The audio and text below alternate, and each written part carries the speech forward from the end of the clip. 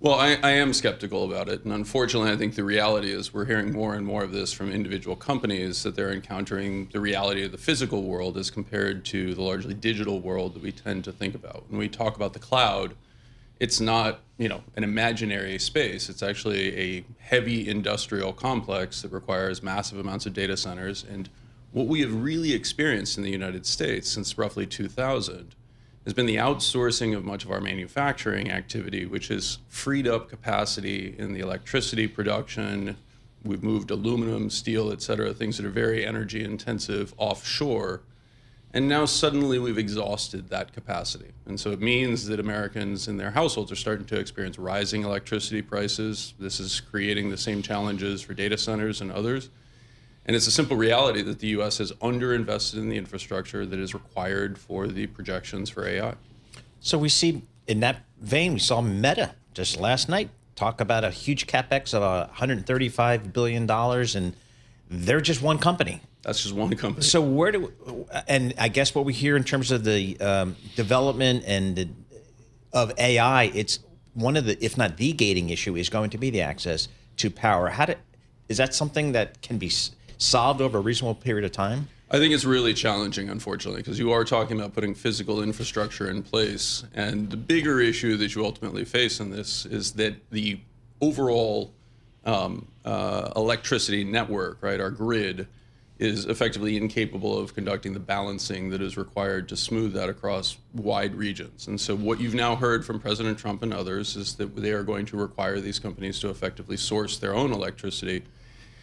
That, as I put in my piece, we are shifting from a world where we're basically focused on feeding humans to feeding machines. And humans are calorically, diverse. We can eat sandwiches, and we can also heat our homes with natural gas. Excuse me, on this show, those are called Uncrustables. Uncrustables, yes. One of the remarkable innovations adding to productivity for lunch packing adults. The simple reality is that machines work off of electricity, and that electricity is going to be the gating factor. Okay, Marcus Buehler owns the high ground on this at MIT. I mean, just the basic idea, Paul, of information entropy, the basic idea of all the magic of AI versus the actual thermodynamic energy development needed. What's the biggest myth you see in your study that Dominion Electric is going to build the Paul Sweeney data center outside Falls Church? Well, I think the biggest component to it, the biggest flaw, is that we are effectively trying to increase a small segment of our overall energy production. Electricity only accounts for about 14% of our electricity production only accounts for about 14% of the total energy that is used in the United States. When we're talking about the expansion that is required here, you're literally talking about shifting that mix from 14% to north of 50% in the space of roughly a decade. That is almost an unfathomable capital expenditure project. So what's I guess my just layman's thought to this, and I want to hear about people talking about the need for electricity and power, is we need everything. We need fossil fuels. We need the wind. We need the solar. We need nuclear, perhaps. Nuclear, yeah. Is there a policy momentum out there for how to solve this? Unfortunately, we have lagged on this, and this is one of the reasons why I highlight the surplus that was created by the offshoring of manufacturing. We really have not had to build significant sources of incremental power in the United States for roughly the past 25 years. That means that our permitting processes, our approval processes, et cetera, are all archaic and largely not focused on this issue. We'll eventually get there. But this is, unfortunately, the pig in the python. Mm-hmm. So what do you do at Simplify Asset Management about the view of Mag 7, bringing it back to, let's get away from physics right now, my head hurts. What's it mean for Q3 earnings? What's it mean for a forecast of CapEx in 2028, the near term? Well, I think, unfortunately, what it means is that more and more of the CapEx is actually, first of all, shifting from equity financing to debt financing. Yeah, we see that. You really cannot actually finance this type of infrastructure with equity. Okay. You're not going to generate But the fact is, Microsoft can make 4 phone calls and pop 10, 20, 30 billion. Absolutely. The issue is it's not 20 or 30 billion. We're talking trillions potentially here. This is ultimately going to be one of the largest CapEx expenditures we've ever seen.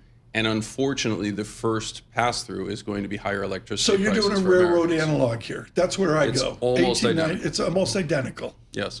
My grandfather was nuts about this because he lived it. Yep. Not the first part, but he lived it. Does this mean, I mean, if there's so much capital going towards and so much need for electricity for AI, does that crowd out some of the Good question. bring back to America the widget factory? Like if in my backyard, do I want a data center or do I want a widget factory? Arguably, the more value would be in the data center. Arguably, the more value is in the data center, although we are starting to see signs in AI, which is another thing that I had ultimately suggested was likely to happen with Google's dominance. My hunch is, and you've seen Google already announce this, that you're just going to see ad-supported AI. It's really going to replace the traditional search businesses, et cetera. The idea that the vast majority of consumers are going to be signing up for $200 pro editions of Gemini or ChatGPT really seems increasingly fantastical to me. That's fascinating. I mean, it has captured so much attention. I always use my mother-in-law as a really good example. All right, and so she asked me to install ChatGPT onto her iPad. And what was her very first question? You and I might say something like, yeah, let's debate, the CAPM formula, right? She said, how old is Julianne Moore? Right? It's just a replacement for search for the vast majority of people. And as one of your other guests highlighted, I think actually you may have said it, you're getting the information, and right now it's ad-free, right? This is heavily subsidized type activity. It's being offset by the pricing power that Google and Meta have on Paul advertising. alluded to this earlier. Dow Chemical is restructuring a la industrial Pittsburgh a zillion years ago, and they're taking out 12% of their employees. Is a company like Dow Chemical, Midland, Michigan, are they going to use artificial intelligence? I don't think there's any question that they're going to use it. I use AI literally on a Yeah, but you're not Dow minute-by-minute Chemical. person. Absolutely, but there will be opportunities for people to think about how do I ask the questions better. People at Dow Chemical know the question to ask in a way that I don't, right? And so they're going to get different results, they're going to get different answers, and it will ultimately drive productivity. From where you sit, this is again Marcus Buehler up at MIT. Do you see margin? Paul and I have people coming in with certitude about margin improvement off of AI. I don't. But I need proof of concept.